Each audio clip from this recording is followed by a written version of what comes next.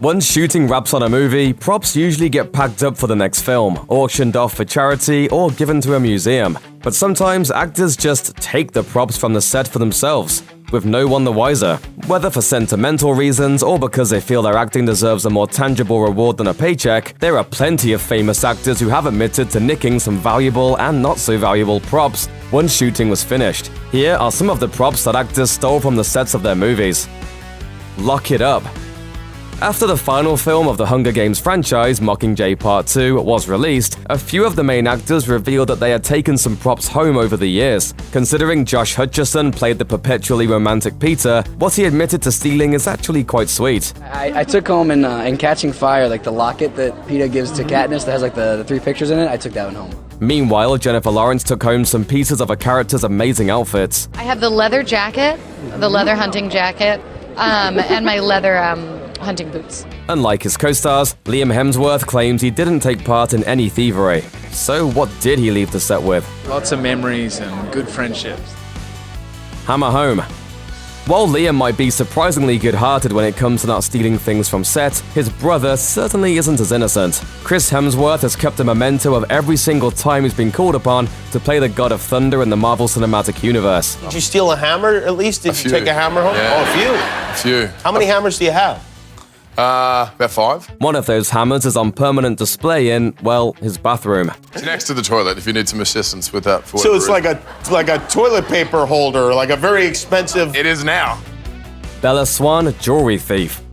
Kristen Stewart was only 17 years old while filming the first Twilight movie, and 22 when the final film, Breaking Dawn Part 2, was released to theaters. While her vampire love, Robert Pattinson, and the rest of the cast reportedly don't seem to have many fond memories of filming, Stewart appears to have more of a soft spot for the franchise. She told People magazine that she kept some jewelry that Bella Swan wears in the film to better remember director Catherine Hardwicke and co-star Robert Pattinson.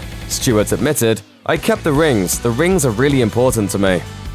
Unconventional desires. If there's any movie that depends on its props, it would probably have to be 50 Shades of Grey. The franchise became a box office smash and made Dakota Johnson and Jamie Dornan almost as wealthy and famous as the characters they played. But according to Marie Claire, Johnson took something else home besides her massive paycheck. One of the floggers from Christian Grey's secret room. She made sure to specify that it's just gathering dust in her garage, which seems like a very different use for the item than Christian Grey would have for it. Live long and pilfer. Simon Pegg has been pretty open about his humble, nerdy beginnings, and at this point he's definitely made it as a geeky lad living out his dream jobs. He appeared in 2009 Star Trek reboot and reprised the role for the sequel Star Trek Into Darkness. According to Female First, Pegg finally accomplished a long-time childhood goal by keeping a Starfleet badge while filming the sequel. It's my Starfleet insignia. Despite tight security, Pegg admitted that he was able to slip the badge into his bag without anyone noticing. It's kind of cool. Secretly Slytherin. Daniel Radcliffe was only 11 years old when he started filming Harry Potter and the Sorcerer's Stone, and he continued to star in the franchise for nearly 10 years. Considering he spent most of his childhood providing childhood memories for other kids, it makes sense that Radcliffe would want a souvenir of his time spent on set, even if he had to steal one. That souvenir turned out to be a couple of pairs of glasses that Harry Potter wears, one from the first movie and one from the Deathly Hallows Part 1. It's a sweet reminder of the time he spent on set, but you'd think he would have gone with a wand, right?